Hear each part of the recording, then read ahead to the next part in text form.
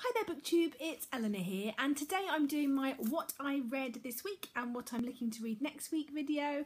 I had a really good reading week, and part of this week has been Ribsat.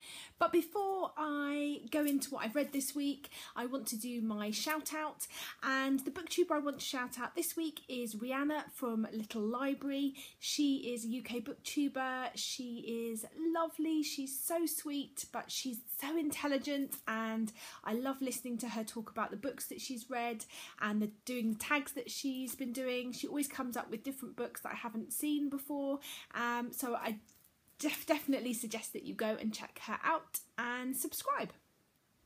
Okay, so on to the books that I've read this week. The first book I read this week was a buddy read with Stephanie, who is a friend on Goodreads, and we were reading These Broken Stars by Amy Kaufman and Megan Spooner. Me and Stephanie talked very briefly, but I think she had some internet problems, so unfortunately we didn't get to chat too much about this book. I'd like to say with this book, I liked it, but I didn't love it. I really struggled to connect with the characters. I didn't really have any connection or feelings for them, and a lot of this book is based on, you know, a journey of some sort, and I just found that a little bit slow and monotonous. So the basic idea or premise behind this book is it's set on like a starship, and the main female protagonist is sort of, you know, the royal elite. Her dad owns a massive company, starship company, and she is sort of the heir to this massive fortune, and the young man in the book is a low-life soldier who's managed by chance and sort of luck to have been progressed up the ladder to sort of officer status, generally type status. There's something happens on the ship and they end up deserted on a planet together, and it's just about their journey and their discoveries.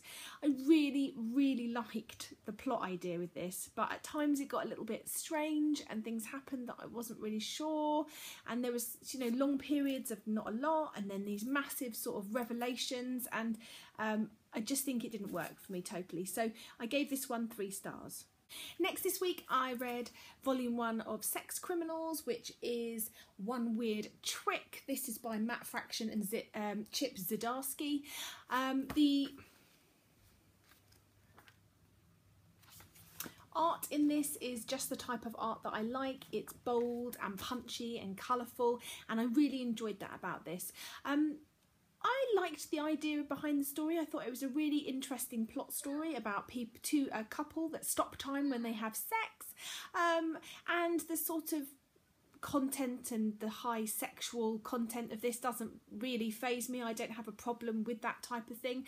I just think for me, I couldn't give it a higher rating than 3 because I just felt like the characters weren't developed enough yet, and the timeline of the story just jumped all over the place, which I found threw me out of the story a bit. So I have got volume 2, so I'm going to give it a go, but otherwise I'm not sure I would have continued on with this. So let's see how I get on with volume 2. The next book I haven't got, unfortunately, to show you, but it was Red Shirts by John Scalzi. I borrowed it from the library and I have since taken it back. I enjoyed this. I didn't enjoy it as much as Lock-In. I really enjoyed Lock-In.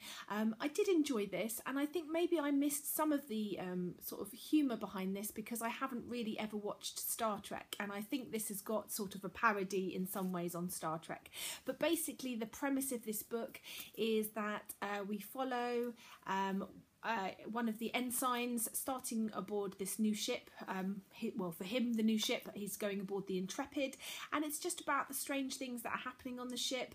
There's away missions where someone always gets killed, and the sort of bigwigs on the ship, you know, the captain, etc., they never get hurt, and it's just about discovering why, and it's just action-packed fun and frolics and humour, and it was a really easy fun read. As I say though, it wasn't quite as good as Lock-In for me, so I gave this one 4 stars. The next books that I read were part of my Ribsat TBR, and they were Never Fade and In the Afterlight by Alexandra Bracken. They were books 2 and 3 in the Darkest Minds trilogy, and I whizzed through these really quickly. I really enjoyed Never Fade, which is the second, a lot more than the first one actually, and I gave that 4 stars, and it was a really solid 4 stars. And then In the Afterlight was okay, probably back to sort of In the Darkest Minds type. It was, you know, okay but not great, and so it was probably a 3.5, but I rounded it up to 4, so it was a good solid 4-star series for me.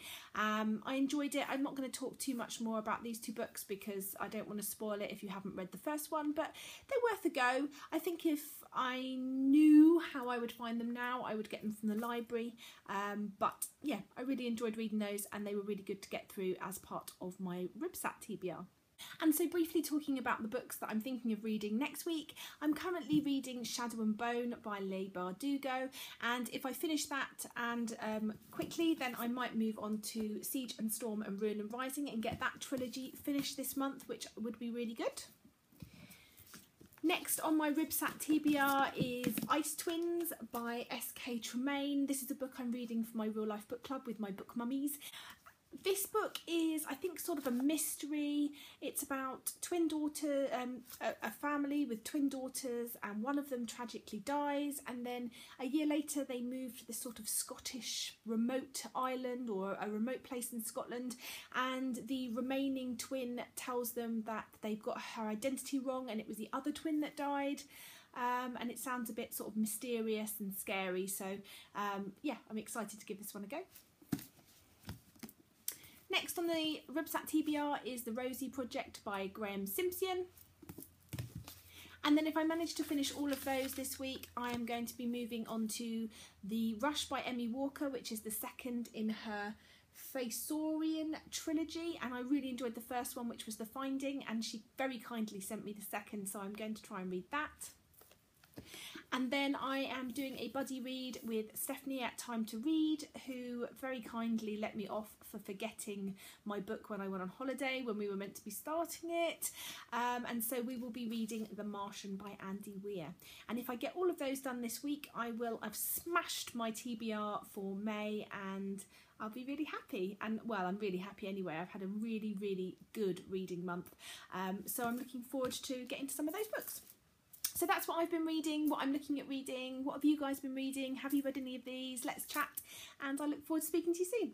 Don't forget to check out Rihanna at Little Library because she's so lovely, and yeah, as I say, check her out. She's got some great books that she reads, and she's really articulate, and she really explains the books well and talks really well about what she likes and dislikes about them. So I can't strongly urge you enough to go and check her out.